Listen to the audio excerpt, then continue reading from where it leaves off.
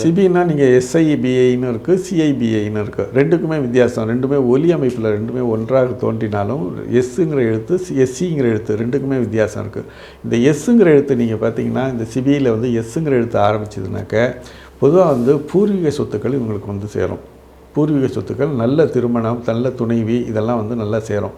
இதுக்கு நெகட்டிவாக உள்ளது என்னென்னு கேட்டிங்கனாக்கா, உடல் வந்து கொஞ்சம் அதிகமான ஒரு சுமையை ஏற்படுத்துகிற மாதிரி உடல் எடை கூடும். ஸோ அந்த உடல் எடையை கூட்டுற மாதிரி வந்து உணவுப் பொருட்கள் சாப்பிடும்போது அதற்குண்டான வந்து எக்ஸசைஸையும் பண்ணிக்கணும். அவங்க உடல் எடை கூடுதல் வந்து உங்களுக்கு ரொம்ப நடக்கும். அதே மாதிரி தோலில் வந்து ஒரு வியாதி வர்றது, தோல் சம்மந்தப்பட்ட ஒரு பிரச்சனைகள் ஏற்பட்டுக்கிட்டே இருக்கிறது இவங்களுக்கு இயல்பாக காணக்கூடியது ஒன்று.